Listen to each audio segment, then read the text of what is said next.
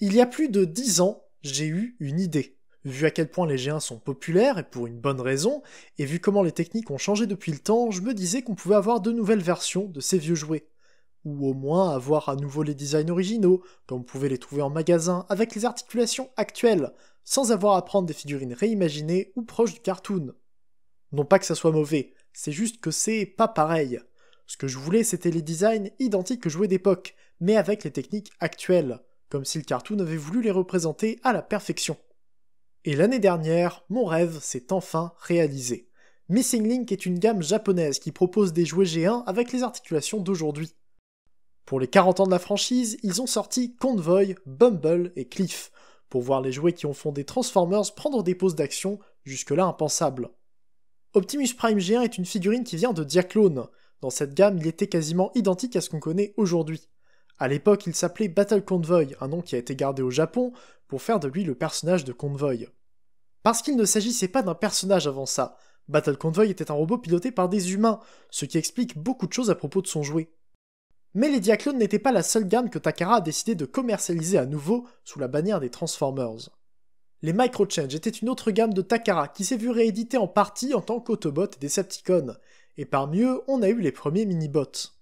Cliff Jumper est l'un d'entre eux. En fait, les mini-bots qui nous viennent uniquement de Microchange sont au nombre de 3, Cliff Jumper, Bumblebee et Bumper. Ils se transforment de la même façon, ils se ressemblent beaucoup, mais ce sont 3 molds entièrement différents, et je trouve ça génial. Grâce à Transformers, j'ai pu avoir les Missing Link Convoy et Cliff. Une occasion incroyable, et le dernier envoi que je leur ai demandé, puisqu'on s'était mis d'accord dessus l'année dernière. Vous comprenez que ça termine plutôt bien mes demandes incessantes pour des sponsors. Et recevoir ces deux-là a été une vraie expérience. On verra que ce sont d'excellentes figurines, mais c'est bien plus que ça. Déjà, les boîtes. Quand je les vois, j'ai l'impression de trouver des rescapés des années 80. Convoy vient dans une surboîte qui indique que c'est un produit d'import, ce que je trouve assez classe, mais pas autant que la boîte elle-même. Celle de Cliff, qui s'appelait bien Cliff au Japon plutôt que Cliff Jumper, est minuscule. C'est très mignon et j'aime beaucoup voir les dessins du jouet dessus. C'est la même boîte que la boîte G1 japonaise de Cliff et ça fait plaisir à voir. Le seul problème sur cette version, c'est le grand autocollant qu'il réserve aux personnes de plus de 15 ans. Vous n'avez le droit de le manipuler que si vous êtes né avant Revenge of the Fallen, et ça me fait mal de faire cette comparaison. Et la boîte d'Optimus est vraiment impressionnante. Si on a une réédition de la figurine, notamment la version rétro, trouvable dans quelques magasins en France, c'est moins spécial, mais pour moi, c'était un choc. Cette boîte est superbe, elle montre Optimus dans son mode camion, avec un grand dessin fait spécialement pour l'occasion. C'est clairement une boîte que j'aimerais exposer telle quelle si j'avais une place pour elle. Les boîtes G1 américaines et européennes sont bien, mais j'avoue qu'une boîte japonaise, ça ajoute un petit truc que j'aime beaucoup. En plus, on a aussi les numéros de série. C01 pour Convoy et C04 pour Cliff. Le C veut dire Cybertron, le nom de la faction Autobot au Japon. C'était pareil pour les numéros de série japonais G1 après 1985. Sauf que les numéros de série à l'époque ont commencé au numéro 50. Missing Link, c'est plus qu'une réédition, c'est le véritable chaînon manquant de l'histoire de Transformers. Et c'est super beau à voir. Si c'était que ça, à la limite, on pourrait passer aux figurines, mais même le déballage est spécial. Contrairement à toutes les autres figurines actuelles, les Missing Link ne tiennent pas en place dans une protection en plastique ou en carton. L'intérieur de la boîte est en polystyrène, comme sur les G1. Ils sont allés à fond dans la reproduction, et même si ça me fait un peu peur pour le chrome de certaines pièces, j'avoue que ça ajoute encore un peu à l'expérience Missing Link. Bon, ça justifie peut-être pas leur prix, mais on voit bien qu'on ouvre des figurines de collection. Cliff vient en mode robot, accompagné de ses 2 armes calées dans la boîte, ainsi qu'une planche de Seekers, ses instructions et une carte collector. La carte est plutôt simple et donne quelques informations, et les stickers ajoutent quelques détails dont des logos Autobot très élargis pour reprendre l'illustration originale du jouet. Et pour Optimus, c'est un peu pareil, mais en plus grand. Les instructions sont toujours là, avec un descriptif des gimmicks et des articulations utilisables, et la carte n'offre rien de plus. Par contre, les autocollants reprennent en majorité ceux du robot, en plus d'ajouter des détails inédits et de pouvoir couvrir l'intérieur de la remorque, comme on le verra.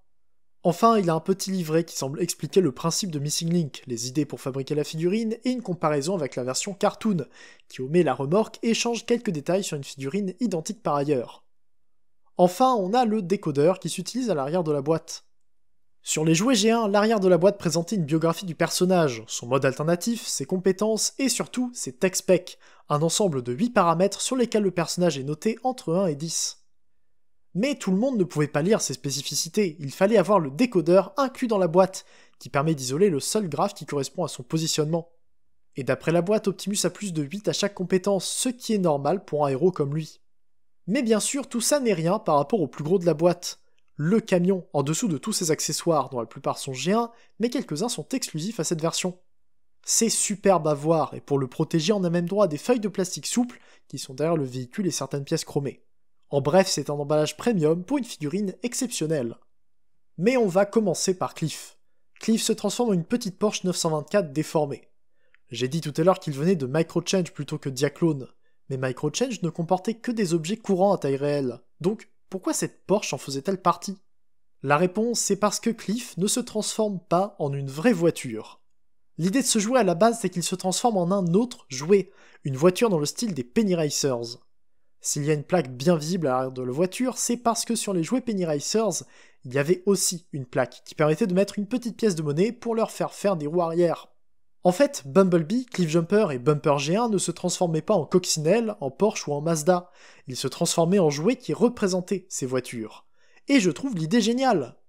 Bref, Cliff ici présent est une reproduction parfaite du jouet d'époque, avec des pneus en caoutchouc sur des roues chromées qui le font rouler à la perfection, et ce style déformé avec l'aileron immense qui me plaît beaucoup.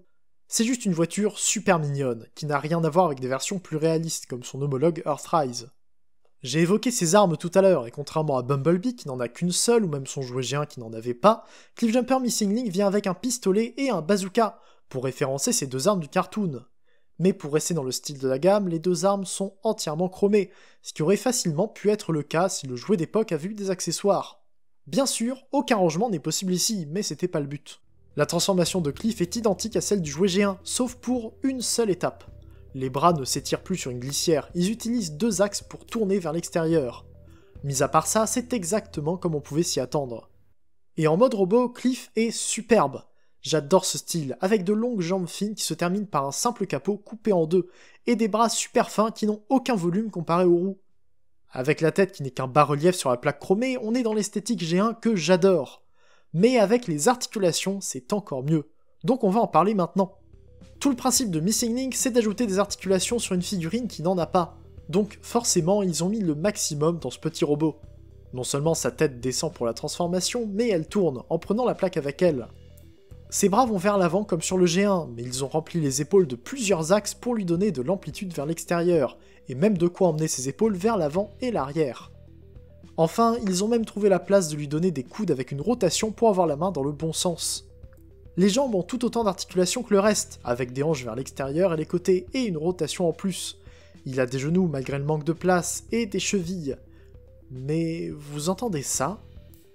Ce bruit, c'est le bruit de quelqu'un qui a voulu aller trop loin. Cliff est encore solide, mais je ne pensais pas que les chevilles étaient si limitées alors que rien ne le laissait penser. La partie arrière de l'axe a cassé pendant le tournage, et il a fallu vraiment pas grand chose. Je m'en veux vraiment, mais ça veut dire que je peux vous prévenir qu'il faut pas trop utiliser les articulations sur une figurine censée être articulée. Toujours est-il qu'avec tout ça, Cliff est super bien articulé, et il prend vie dans un style que j'adore. Il est vraiment mignon, et il garde son esthétique simple et rétro. Avec ses armes, c'est encore mieux. Son pistolet est pas mal et rentre dans le style, mais son bazooka est clairement l'arme la plus intéressante. J'adore le chrome dessus, qui ajoute quand même beaucoup et qui donne l'impression qu'on a toujours eu ces deux accessoires. Avec le Earthrise, on voit bien la différence de volonté derrière les figurines, mais j'aime voir qu'on reconnaît le personnage.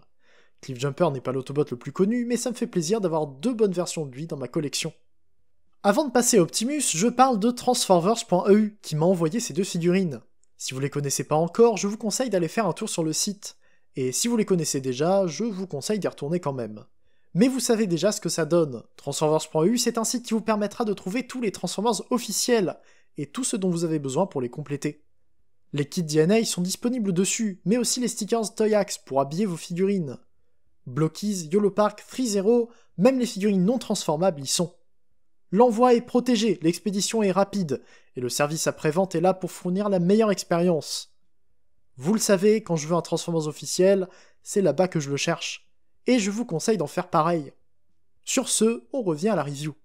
Bien sûr, le plus impressionnant de ces deux Missing Link, c'est Optimus.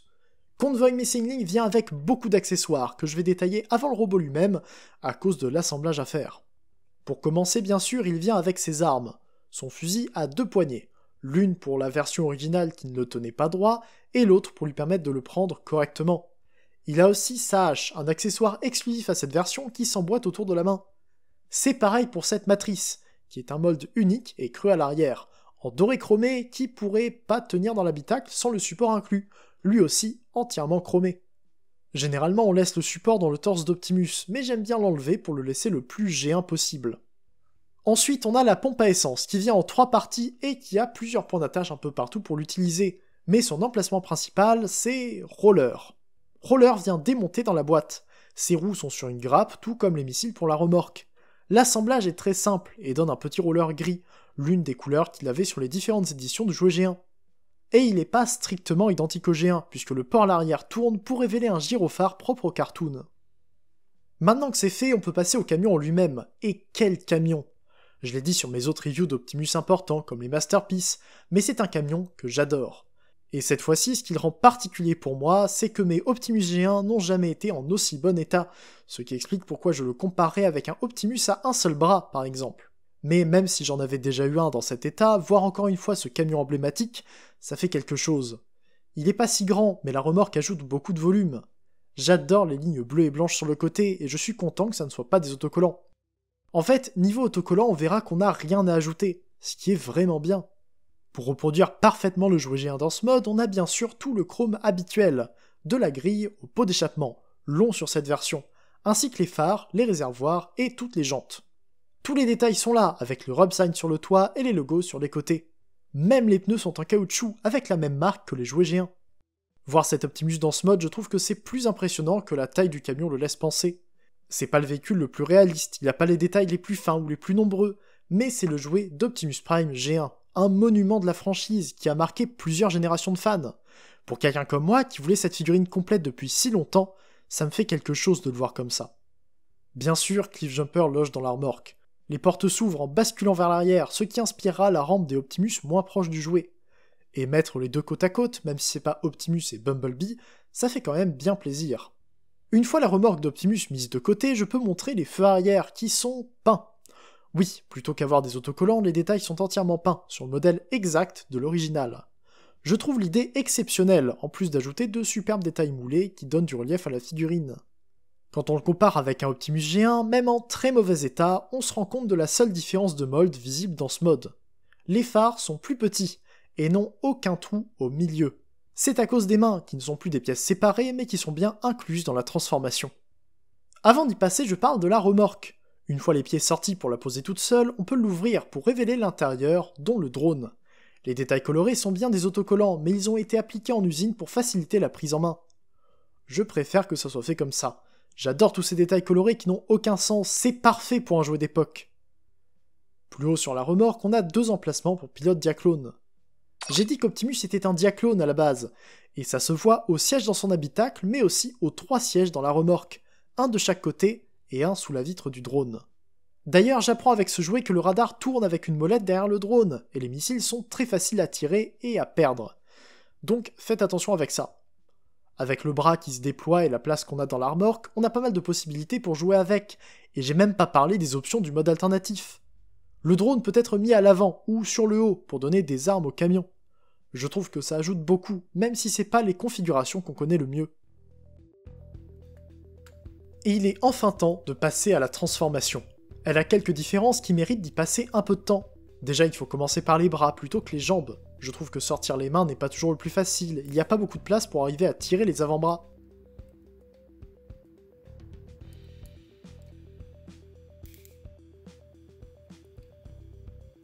Pour les jambes, plutôt que les descendre simplement, ce qui les écarte au passage, il faut les étirer sur le côté, sur un système ingénieux mais qui paraît pas vraiment fini. C'est un peu dommage, mais c'est le dessous d'Optimus qui montre un peu les limites de l'idée. Il faut soulever les roues avant pour bouger les hanches en place, mais une fois que c'est fait, on peut les remettre là où elles étaient. Et ce mode robot est quasiment identique à Optimus G1.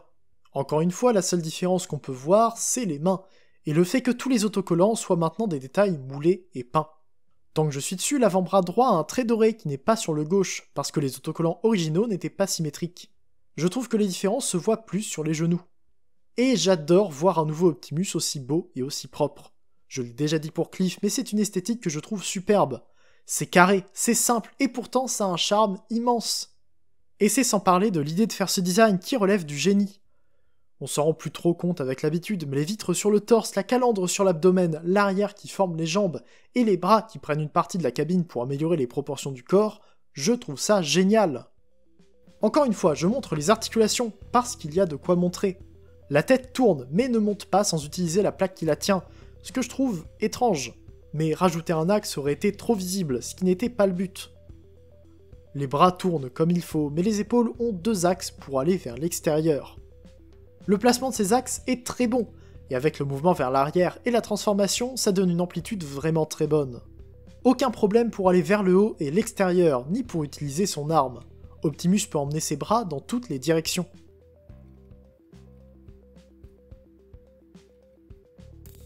Ses coudes sont sur un ratchet très proche de l'original, mais qui n'est plus en métal. Sur les documents de production de la figurine, on peut voir beaucoup de travail autour des articulations, et notamment pour les coudes. Je prends un peu de temps pour parler de cette production, qui est super intéressante à voir et à comparer au résultat final. Dans ces pages, c'est pas moins de 3 idées différentes qui ont été proposées pour avoir un double coude, mais aucune n'a été conservée, à cause de la volonté de les garder proches du jouet géant. C'est pour ça aussi que les roues avant restent sur les hanches, et qu'on n'a pas de backpack supplémentaire pour fermer le robot. Pour continuer les articulations, les poignets tournent, et les doigts s'ouvrent très simplement pour pouvoir tenir la matrice notamment. Le style des mains est assez proche des poings du G1, mais un peu plus petit pour pouvoir tenir dans le corps. On a droit à un bassin articulé sur Optimus, mais à cause de la calandre et des glissières internes, c'est pas le plus pratique à utiliser, ni le plus libre. Par contre, les jambes vont très loin en avant et un peu en arrière, et bien sur les côtés si on bouge les roues. En plus, on a une rotation qui est plutôt serrée et qui m'inquiète pour le chrome sur les pièces. Les genoux gagnent un ratchet qui va vers l'avant et beaucoup en arrière. La jambe plie quasiment entièrement, alors que sur le G1, ça ne va qu'à 90 degrés.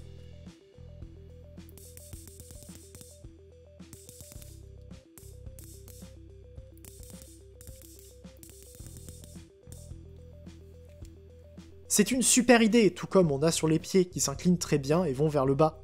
Mais il suffit de passer un cran pour que le pied aille plus haut, en emmenant un talon avec lui. Là encore, c'est une très bonne idée pour donner encore plus d'amplitude. Et il manque encore une articulation. Pour le rendre encore plus vivant, il a eu droit à un ab crunch. C'est extrêmement solide sur mon exemplaire, et j'ai peur de le casser quand je l'utilise, mais il est là. J'adore l'idée, même si le cran très large le rend un peu trop cassé à mon goût. En tout cas, c'est une articulation très appréciée, qui sera plutôt utile. Et son utilité, on la voit avec les accessoires. Mais avant, on peut le comparer avec sa version G1, qui est certes incomplète, mais qui montre que c'est la même chose. En apparence, Convoy Missing Link est juste Convoy G1, avec des mains qu'il ne peut pas perdre. C'est ça qui fait la beauté de la gamme. Et peut-être aussi son prix. À part les mains, l'autre différence qu'on peut noter, c'est les yeux, qui paraissent un peu plus tristes que le regard malin et déterminé de son inspiration. Mais dès qu'on utilise ces articulations, on n'a plus la même chose. Enfin, si, c'est toujours le G1, mais c'est un peu comme si on voyait ce qu'on a toujours vu dans le G1 en jouant avec. Le potentiel énorme d'un robot quarantenaire, enfin révélé. Ces détails, ces articulations et ces accessoires donnent tous si bien. Tout arrive à fonctionner ensemble sur une figurine qui donne toujours super bien. J'ai pas beaucoup joué avec, notamment parce que j'y fais très attention, et je le considère comme l'une des figurines les plus importantes de ma collection. Mais c'est une joie de le mettre dans une pose que le G1 n'aurait jamais pu accomplir. Et des poses, il peut en prendre. Ils ont tout fait pour lui donner le plus d'articulation, et le bassin est probablement le moins utilisable de toute la figurine. C'est pas grave, c'est juste qu'avec tout le reste autour, on peut se dire que c'est dommage de pas avoir plus. Il reste quand même amusant, malgré le fait qu'il fasse très attention. J'en prenais déjà soin, mais le problème sur Cliff Jumper m'a encore plus refroidi pour le manipuler comme je prends d'autres figurines en main. Son fusil donne bien dans sa main, et le mieux c'est qu'il peut même le tenir avec ses 2 mains. Pour sa hache, elle se met autour de la main, mais il perd la rotation au poignet. C'est dommage, mais c'est pas si grave. Je lui donne pas la matrice souvent, mais j'avoue que ça donne pas si mal. Avec ça, il devient beaucoup plus brillant, et il n'a plus un trou bien visible dans le torse. La matrice ressort un peu derrière les vitres, et le mieux, c'est qu'il peut la tenir à 2 mains. Encore une fois, c'est une bonne chose, et ça permet de faire quelques poses sympas.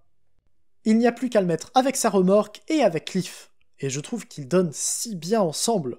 Missing Link est une superbe gamme, c'est celle que j'attendais depuis des années. Alors oui, le principe de figurines de collection fait que je ne les aurai pas en main tous les jours, mais ils ne sont pas faits pour ça. On peut se plaindre qu'en ajoutant toutes les articulations, les Missing Link perdent le côté des jouets G1, ce qui est effectivement dommage. Mais ils restent vraiment beaux. Ce sont des pièces impressionnantes par l'exactitude avec laquelle ils ont reproduit les originaux.